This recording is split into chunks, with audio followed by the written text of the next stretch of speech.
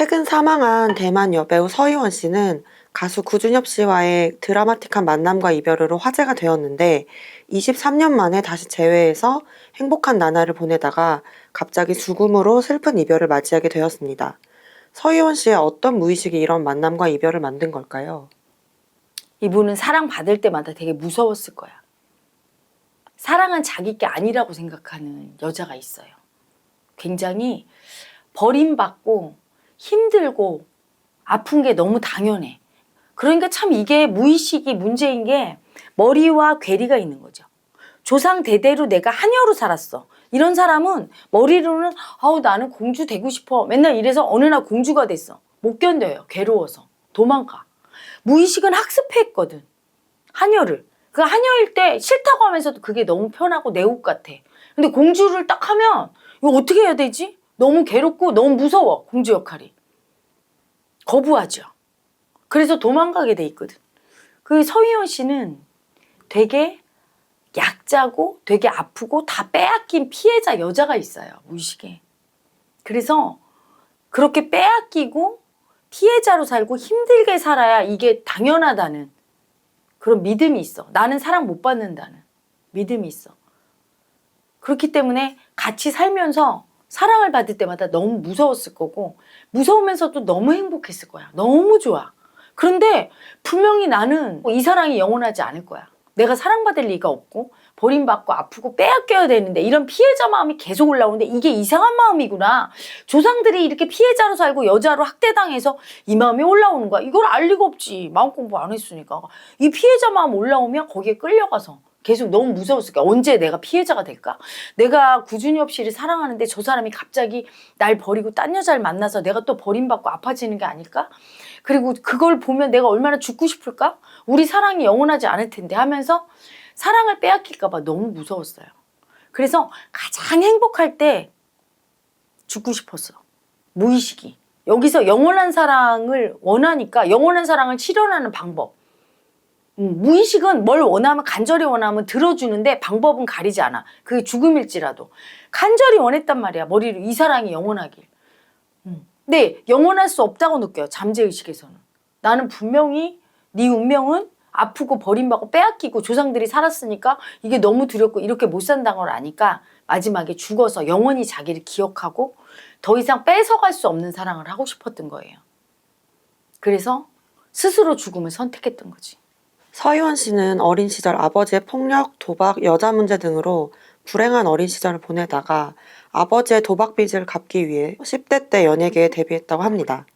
연예계에서 성공한 이후에도 부자 남편과 결혼했지만 결혼 내내 모욕과 임신 강요, 남편의 바람 때문에 고통받다가 10년 만에 이혼을 하게 되었는데 어떤 내면 아이가 이런 현실을 만들었을까요? 자식들은 부모가 사는 걸 보면서 결혼 생활을 저렇게 하는 거고 여자는 이런 존재고 남자는 이런 존재구나 이렇게 배워요.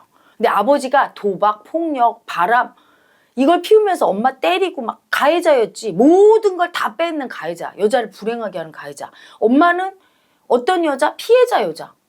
도박하고 막 자기 속 썩이고 막 남자 때문에 괴롭힘 당하는 피해자 여자. 이게 무의식에 있어요.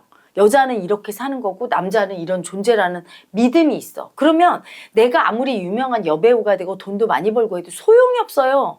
모든 운명은 마음이 창조해. 무의식 속에 그 내 보고 듣고 한 경험 정보가 남자라는 것에 대한 개념, 여자라는 개념을 만들거든. 그 개념을 우리가 관념이라고 해요. 그 관념대로 살아. 그 빙의 애고가 느끼는 대로. 그래서 그 부자 남자를 만났지만 자기도 유명하지만 그렇게 학대당하고 막 강요해서 임신하고 막 이런 식으로 굉장히 학대당하면서 피해자 여자로 살았던 거죠. 그 운명을 벗어날 길이 없어. 벗어날 길은 딱 하나예요. 자기 속에 올라오는 그 피해자 여자 마음이 가짜라는 거. 엄마 아빠를 보면서 여자는 저렇게 피해자로 살아야 돼. 이렇게 느끼는 피해자구나 이렇게 믿는 그 마음이 피해자 여자 마음으로 올리거든. 그리고 남자는 가해자야 이렇게 믿는 그 마음을 알아차려서 그 마음이 가짜인 걸 인식하고 그 마음으로부터 벗어나야 운명이 바뀌지. 그 마음이 가짜인 걸 모르고 올라올 때마다 끌려갈 텐데요. 그리고 굳은 믿음으로 있을 거야. 그 믿음은 머리의 믿음이 아니라 잠재의식의 믿음이에요. 그걸 보고 듣고 했으니까, 현실에서 경험했으니까. 그 경험 정보를 완전히 청산하기 전에는 그 굴레 안에서 갇혀있게 되고 그걸 따라서 운명이 창조될 수밖에 없죠. 서희원 씨의 전 남편은 구준엽 씨와 결혼 이후에도 서희원 씨를 사랑한다고 재결합을 요구하면서 양육비를 주지 않았고 시어머니와 함께 SNS에서 비방을 이어갔습니다. 서희원 씨 사망 이후에도 시어머니가 서희원 씨를 언급하며 돈벌이를 해서 SNS에서 차단당하기도 했는데 이 모자가 이런 행동을 한 이유가 무엇이라고 보시나요? 마음은 항상 두 마음이에요. 가해자가 마음이 있으면 피해자 마음이 있어. 열등이 마음이 있으면 우월이 마음이 있고 여자 마음이 있으면 남자 마음이 있는데 두 마음이 동시에 올라와요. 그 중에 하나 선택하는 거거든. 근데 서희원 씨는 엄마 아빠를 보면서 가해자 피해자가 정해졌어. 남자는 가해자, 여자는 피해자. 근데 자기는 여자니까 가해자 피해자 마음이 둘 다 올라와요. 엄마 아빠가 둘 다 있을 테니까 무의식 속에. 이 사람 속에는. 그러면 여자인 엄마 마음을 선택한 거야. 그러면 나는 가해자 마음은 버리고 피해자 마음만 느끼죠. 여자 피해자 마음. 이럴 때 내가 버린 나머지 반쪽 마음은 어디서 올까요? 밖에서 와서 보여줘요. 그래서 제가 늘 강의 때마다 내가 버린 마음이 밖에서 오고 밖에서 보이는 모든 게 너다 이러면 다들 이러죠. 나랑 정반대예요. 정반대가 자기예요. 집착과 거부감이 하나잖아. 남자에게 너무 집착하는 여자는 너무 거부하는 여자예요. 그렇죠? 사랑과 미움이 하나인 것처럼 서희원 씨는 피해자 가해자가 엄청 강한 거야, 에너지가. 근데 나는 피해자라고 집착하니까 그 피해자와 하나인 가해자는 다 버리고 그 가해자가 밖에서 온 거죠. 그래서 서희원 씨한테 온 그 모자는 가해자가 아주 센. 그 내면은 또 피해자겠지. 내가 버린 피해자를 밖에서 만나는 거예요. 서희원 씨를 만난 거야. 이 사람들은 가해자가 자기라고 선택했으니까. 가해자 피해자가 둘 다 똑같이 세. 100이면 100만큼 세요. 서희원 씨와 그 모자는. 그런데 가해자 피해자가 둘 다 100만큼 센데 서희원 씨는 피해자를 선택해서 가해자를 버리니까 밖에서 가해자로 그 모자가 온 거고 그 모자는 가해자를 선택해서 피해자를 버렸어. 두 마음인데. 그리고 밖에서 서희원 씨랑 피해자를 만난 거예요. 그래서 이건 어떤 한 사람의 마음이라기보다는 공명작용. 와서 관계 속에 생기는 거야. 되게 순한 사람도 내가 피해자 마음이 세. 그러면 그 남자가 나한테 와서 가해를 해요. 근데 내가 마음 공부를 통해서 내 피해자 마음, 가해자 마음을 다 인정해서 청산을 하잖아요. 그러면 아무리 가해자도 나한테 오면 가해자는 안 해. 그게 상대적인 거야. 여러분. 그래서 내 마음만 봐야 되는 거야. 남을 바꿀 수가 없는 게 내 마음이 나타나는 거야. 만약에 어떤 진짜 객관적인 존재가 있으면 가해자가 센 사람은 누구에게나 가서 다 가해를 하고 피해자인 사람은 누구에게나 가서 다 피해자를 하겠지. 근데 여러분 생각해 보세요. 여러분이 누구한테 가서는 막 가해하고 싶어. 막 미움이 올라와. 근데 누구한테 가서는 되게 두렵고 이렇게 순종하고 싶고 누구한테 가서는 사랑이 나오고 다 다르지. 누구한테 미움 나오고. 그 상대방과 공명하는 거예요. 가해자 피해자 마음으로 공명하는 사람도 있고 열등이 우월이도 공명을 하고 여자 남자 마음으로도 공명하고 뭐 여러 가지로 공명하는데 이 서희원 씨와 이 모자는 그 가해자 피해자 마음이 열등이 마음이 공명해서 나타난 거죠. 서희원 씨 사망 이후 1,200억 원이 구준엽 씨에게 상속되기로 되어 있으나 이를 장모님에게 주겠다고 선언하여 화제가 되었습니다.